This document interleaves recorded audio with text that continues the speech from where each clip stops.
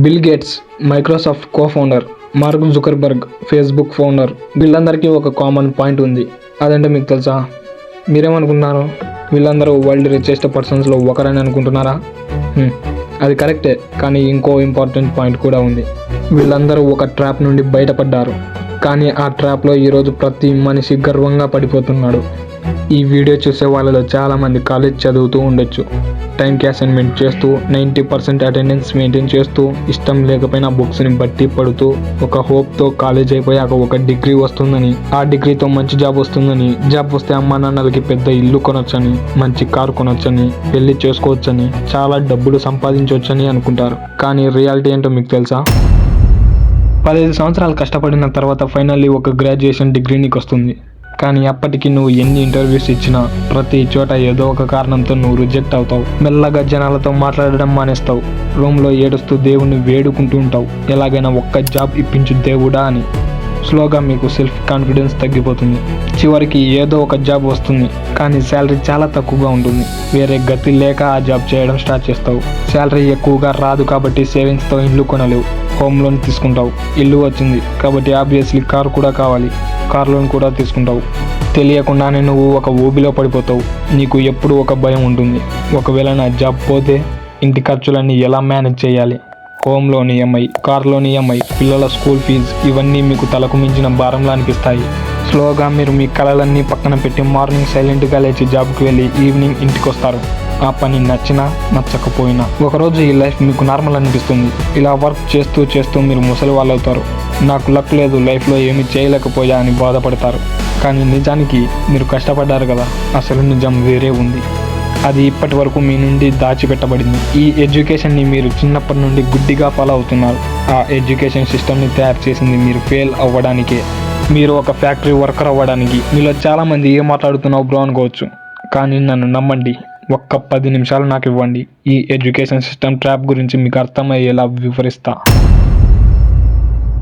1806వ సంవత్సరంలో నెపోలియన్ ఆర్మీకి ప్రసియాకి మధ్య ఒక వార్ జరిగింది.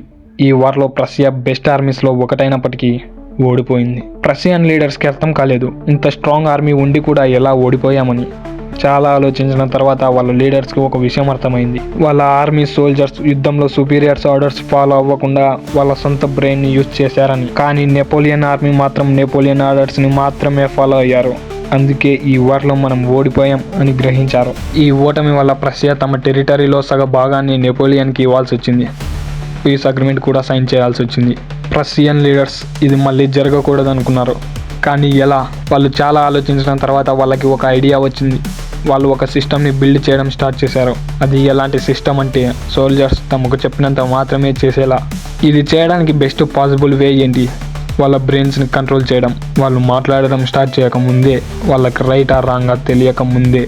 ఇలా ఒక 8 సంవత్సరాల తర్వాత ఎడ్యుకేషన్ సిస్టమ్ తయారైంది. తర్వాత వాళ్ళు 5 నుండి 13 సంవత్సరాల ఏజ్ ఉన్న పిల్లలకి ఎడ్యుకేషన్ కంపల్సరీ చేశారు. ఈ సిస్టమ్ యొక్క సోల్ పర్పస్ ఏంటంటే ఒబీడియంట్ సోల్జర్స్ని తయారు చేయడం. తర్వాత జనరేషన్స్ని ఒబీడియంట్ పర్సన్స్గా మార్చాలని, సుపీరియర్స్ మాట వినే, చెప్పినంత మాత్రమే చేసే, ఒక్క క్వశ్చన్ కూడా అడగకుండా ఉండడాన్ని 8 సంవత్సరాల ఎడ్యుకేషన్లో నేర్పించారు. ఈ సిస్టమ్ ఎగ్జాక్ట్గా ప్లాన్ చేసినట్లు రిజల్ట్స్ ఇవ్వడం మొదలెట్టింది. ఇది జరుగుతున్న టైంలో వరల్డ్లో ఒక విషయం చాలా వేగంగా స్ప్రెడ్ అవుతుంది. అదేంటో గెస్ చేయండి చూద్దాం. 1760 నుండి 1840 వరకు ఇండస్ట్రియల్ రెవల్యూషన్ పీక్లో ఉంది.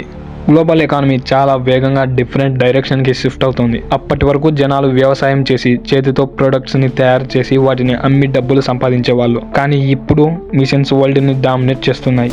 ఒక మనిషి నెలంతా కష్టపడినా చేయలేని ప్రొడక్షన్ ఒక మిషన్ ఒక్క రోజులో చేసేది. కానీ ఇక్కడ ఒక ప్రాబ్లం ఉంది, ఫ్యాక్టరీస్కి వర్కర్స్ లేరు.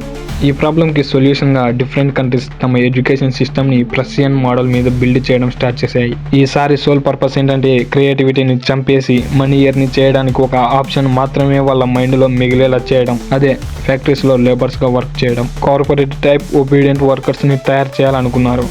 అదే జరిగింది. అప్పటి వరకు వ్యవసాయం చేసి చిన్న చిన్న వ్యాపారాలు చేసి మనీ ఎర్న్ చేసే వాళ్ళ పిల్లల బ్రెయిన్స్ని ఇలా మ్యానిపులేట్ చేసేవాళ్ళు. ఎడ్యుకేషన్ కంప్లీట్ చేసి బయటకు వచ్చేటప్పటికి డబ్బులు సంపాదించడానికి ఒక్కటే ఆప్షన్ మిగిలేది, ఫ్యాక్టరీస్లో వర్క్ చేయడం. ఇలా లేబర్ షార్టేజ్ స్లోగా ఫిల్ అవ్వడం స్టార్ట్ అయింది.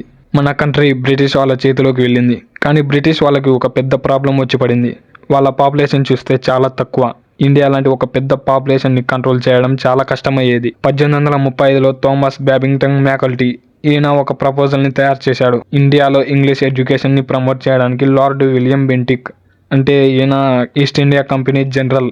ఈయన ఆ ప్రపోజల్ని ఇంగ్లీష్ ఎడ్యుకేషన్ యాక్ట్ ఆఫ్ 1835గా పాస్ చేశాడు. ఈ ఎడ్యుకేషన్ సిస్టమ్ని కూడా ప్రసియన్ మోడల్ని బేస్ చేసుకొని డిజైన్ చేశారు.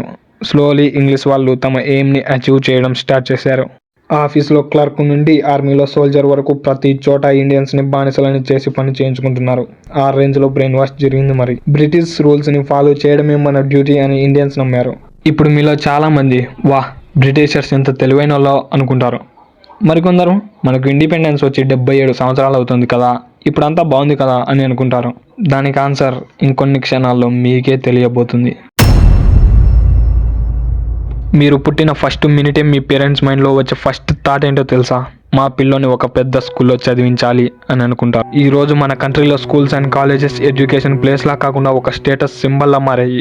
నా కొడుకు ఆ స్కూల్లో చదువుతున్నాడు, ఆ కాలేజీలో చదువుతున్నాడు అని గర్వంగా చెప్పుకుంటున్నారు. మీరు మాట్లాడడం మొదలు పెట్టగానే పేరెంట్స్ గర్వంగా ఒక పెద్ద స్కూల్లో జాయిన్ చేస్తారు.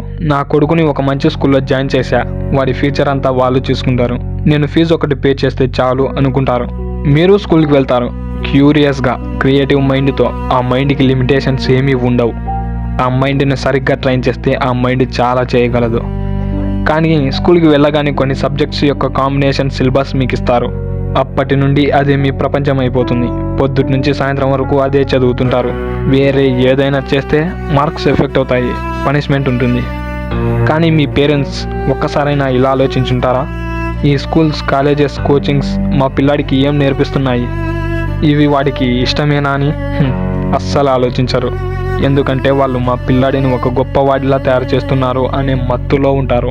ఈ స్కూల్, కాలేజ్ టైంలో మీ మైండ్లో ఒక్కటే గోల్ ఉంటుంది, ఎలాగైనా ఒక్క జాబ్ వస్తే చాలు లైఫ్ సెట్ అనే మైండ్ సెట్ తయారవుతుంది. ప్రతి స్టూడెంట్కి ఒక డ్రీమ్ ఉంటుంది, ఎలాగైనా గవర్నమెంట్ జాబ్ కొట్టాలని, వాళ్ళ ఫ్యామిలీని బాగా చూసుకోవాలని. చివరికి ప్యూన్ పోస్ట్ అయినా పర్లేదు, గవర్నమెంట్ జాబ్ అయితే చాలు అనే స్టేజ్కి వెళ్తారు. మొత్తం స్కూలింగ్ అండ్ కాలేజ్లో మీకు సెల్ఫ్ ఇండిపెండెంట్ అవ్వడం నేర్పించరు. ఎందుకంటే ఈ సిస్టమ్ మిమ్మల్ని సెల్ఫ్ ఇండిపెండెంట్గా తయారు చేయడానికి డిజైన్ చేయలేదు. దీని అల్టిమేట్ గోల్ ఏంటంటే ఇండస్ట్రీకి ఒక అఫోర్డబుల్ వర్కర్స్ని తయారు చేయడమే. ఈ సిస్టమ్ ఒక గ్రూప్ ఆఫ్ పీపుల్ని తయారు చేస్తుంది. బాస్ ఆర్డర్స్ని ఫాలో అయ్యేవాళ్ళు, సుపీరియర్స్కి రెస్పెక్ట్ ఇచ్చేవాళ్ళు, రాత్రింపగళ్ళు కష్టపడి పని చేసేవాళ్ళు, మంత్ ఎండ్లో శాలరీ తీసుకునే వాళ్ళని తయారు చేస్తుంది. కానీ మీరు ఈ ట్రాప్ని ఎప్పటికీ అర్థం చేసుకోలేరు.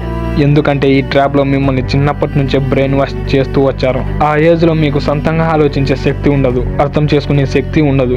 మీకు ఏజ్ పెరిగాక మీరు ఈ ట్రాప్ నుండి బయటపడాలనుకున్నా పడలేరు. ఎందుకంటే అప్పటికే మీ పైన జాబ్ ప్రెజర్, ఇంట్లో ప్రెజర్, రెస్పాన్సిబిలిటీస్ పడతాయి. మరి స్టాటిక్స్ ఏం చెబుతున్నాయో మీకు తెలుసా? ఈరోజు మన దేశంలో 25 సంవత్సరాల కంటే తక్కువ ఏజ్ ఉన్న వాళ్ళు అన్ఎంప్లాయిడ్.